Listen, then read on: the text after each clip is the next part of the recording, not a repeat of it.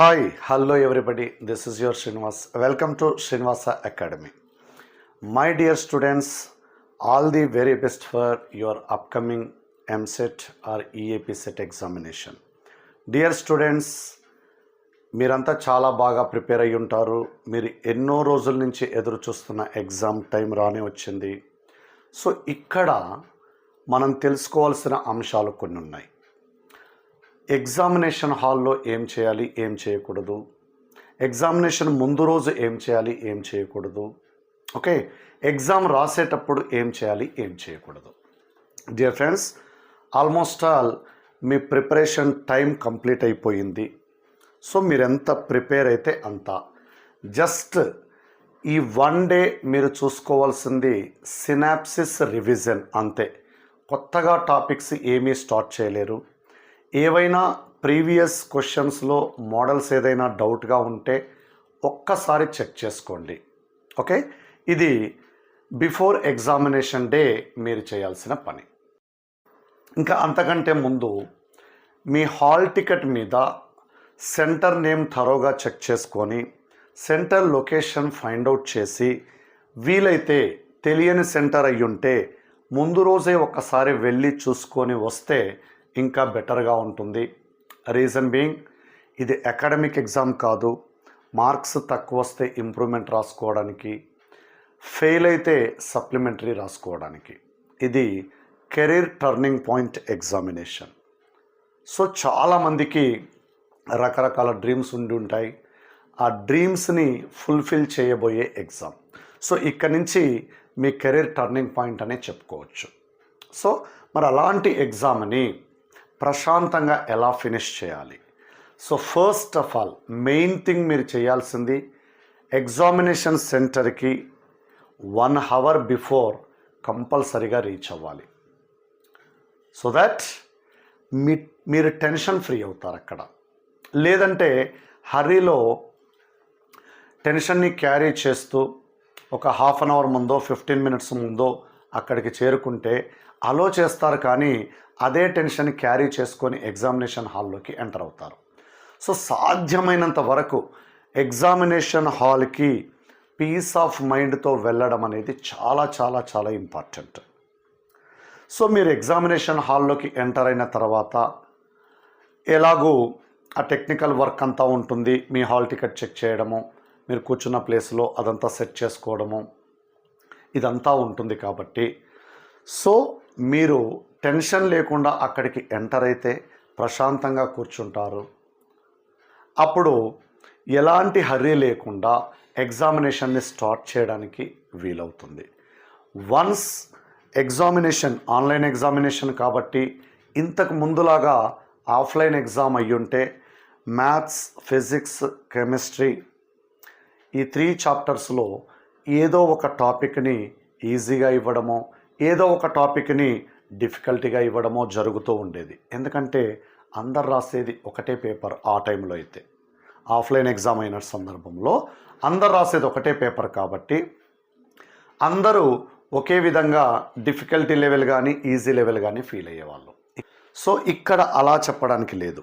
Reason ఏంటంటే online exam కాబట్టి different సెషన్స్లో different difficulty levels ఉంటాయి.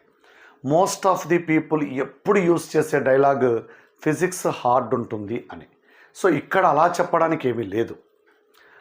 డిఫరెంట్ సెషన్స్లో డిఫరెంట్ డిఫికల్టీ లెవెల్స్ ఉంటాయి కాబట్టి. సో ఇక్కడ ఫస్ట్ మనం అబ్జర్వ్ చేయాల్సిన పాయింట్ ఏంటి అంటే, ఇర్రెస్పెక్టివ్ ఆఫ్ సబ్జెక్ట్, నాకు ఈ సబ్జెక్టే ఇష్టం ఉంది, నేను అక్కడి నుంచే స్టార్ట్ చేస్తానంటే నీ బ్యాడ్ లక్. అదే సబ్జెక్ట్లో నుంచి పేపర్ టఫ్గా వచ్చిందనుకోండి, మీకు కాన్ఫిడెంట్ ఉన్న సబ్జెక్ట్లో పేపర్ డిఫికల్టీగా ఉన్నప్పుడు అఫ్కోర్స్ అందరికీ డిఫికల్టీగానే ఉంటుంది. ఆ విషయం మీకు బయటకు వచ్చిన తర్వాతనే అర్థమవుతుంది.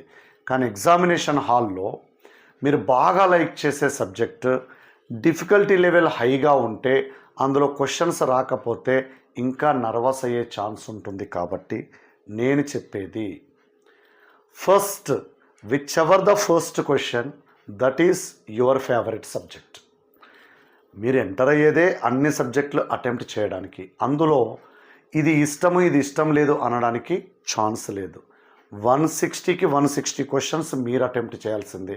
మీరు ఇష్టం లేని క్వశ్చన్స్ ఏదైనా వదిలేసే ఛాన్స్ ఉందా ఇక్కడ? లేదు కదా. కాబట్టి మీరు ఏ క్వశ్చన్ ఫస్ట్ కనిపిస్తే ఆ సబ్జెక్ట్ తోటే స్టార్ట్ చేసుకుంటూ వెళ్ళండి. One more important thing here, question పేపర్ని 1 to 160, 160 to 1 2 times చూడగలగాలి. How come it is possible? 160 క్వశ్చన్స్కి 180 minutes టైమే అలాట్ చేసినప్పుడు ఇది సాధ్యమేనా? ఎస్, 100% సాధ్యం. ఫస్ట్ మీరు చేయాల్సిన పని, ఇర్రెస్పెక్టివ్ ఆఫ్ సబ్జెక్ట్ స్టార్ట్ చేసిన తర్వాత మీకు బాగా తెలిసిన క్వశ్చన్స్, సింపుల్గా చేయగలిగే క్వశ్చన్స్, బాగా కాన్ఫిడెంట్ ఉన్న క్వశ్చన్స్ చేసుకుంటూ వెళ్ళిపోండి. ఒక క్వశ్చన్ మీకు వచ్చు కానీ ప్రొసీజర్ లెందీగా ఉంది, అయినా సరే మీకు ఆన్సర్ తెలుసు, ప్రొసీజర్ తెలుసు. ఇట్ టేక్స్ ఆల్మోస్ట్ 3 minutes అనే ఎస్టిమేషన్ మీకు ఉంటుంది. మీకు వచ్చిన క్వశ్చన్ ఎంత టైం తీసుకుంటుందో మీకు ఐడియా ఉంటుంది. అది లెందీ క్వశ్చన్ కదా, అయినా సరే దాన్ని పక్కన పెట్టేసేయండి. పక్కన పెట్టి ఈజీగా చేసుకోగలిగిన క్వశ్చన్స్, కాన్ఫిడెంట్గా చేసుకోగలిగిన క్వశ్చన్స్ 1 to 160 మీరు వెళ్ళిపోండి ఫస్ట్. ఆల్మోస్ట్ ఆల్ మీకు ఇలా మీకు వచ్చిన క్వశ్చన్స్ చేసుకుంటూ వెళ్తే 160th క్వశ్చన్ దగ్గర జస్ట్ 2 hours కంప్లీట్ అయ్యి ఉంటుంది. 2 గంటలు మాత్రమే ఫినిష్ అవుతుంది. ఇంకా 1 hour టైం ఉంటుంది మీకు, లేదంటే 2 hours 15 minutes అట్లా ఫినిష్ అవుతూ ఉంటుంది. ఇంకా 45 minutes టైం ఉంటుంది. ఈసారి మీరు చేయాల్సిన పని 160 to 1. మీరు వదిలేసిన క్వశ్చన్స్ కొంచెం సాల్వ్ చేస్తే వచ్చే క్వశ్చన్స్ అటెంప్ట్ చేసుకుంటూ వస్తారు. ఇంకా అస్సలు రాని క్వశ్చన్స్ మళ్ళీ ఉంటాయి. ఇప్పుడు 160 to 1 వచ్చే వరకు మీకు ఇంకా లాస్ట్ 20 minutes మిగులుతుంది. ఈ 20 minutesలో అస్సలు రాని క్వశ్చన్స్, మీకు నచ్చిన ఆప్షన్స్, మీరు చేసిన క్వశ్చన్స్కి వచ్చిన ఆప్షన్స్ను బట్టి మీకు నచ్చిన ఆప్షన్స్ అప్పుడు పెట్టుకోవచ్చు. ఏ క్వశ్చన్ కూడా వదలకూడదు. అలాగని హరీబరీలో రాంగ్ అటెంప్ట్ చేయకూడదు. రాంగ్ అటెంప్ట్ చేస్తే మీకు మైనస్ అయ్యేది ఏమీ లేదు, కానీ నెక్స్ట్ మనకు ఐడియా రావచ్చు అది. అందుకని మెయిన్ ఇంపార్టెంట్ థింగ్ 1 to 160 వెళ్ళడము, 160 to 1 రావడము. సో ఇదంతా చేయాలి అంటే మీరు కాన్ఫిడెంట్గా ఉండాలి, మీరు పీస్ ఆఫ్ మైండ్తో ఉండాలి. సో ఇవన్నీ దృష్టిలో పెట్టుకొని మనం పేపర్ అటెంప్ట్ చేస్తే మినిమం 80 marks స్కోర్ చేయొచ్చు. మీరు ప్రీవియస్ ఎంసెట్ ర్యాంక్స్ని గనక గమనిస్తే 80 marks స్కోర్ చేస్తే బిలో 10,000, బిలో 5,000 వచ్చిన ఎంసెట్ ఎగ్జామినేషన్స్ కూడా ఉన్నాయి. So that very easy to attempt EAMCET examination when you are with peace of mind. So first సెంటర్కి 1 hour ముందుగా వెళ్ళండి. టెన్షన్ పడకండి. ముందు రోజు కొత్త టాపిక్స్ ఏమి చేయకండి. సినాప్సిస్ మొత్తం రివైజ్ చేసుకోండి. ప్రీవియస్ ఎంసెట్ క్వశ్చన్స్ ఏదైనా కనిపిస్తే, డిఫికల్టీ మోడల్ అనిపిస్తే అవి మాత్రమే చూసుకోండి. ఇప్పుడు కొత్తగా టాపిక్ స్టార్ట్ చేసి కంప్లీట్ చేసే టైం లేదు.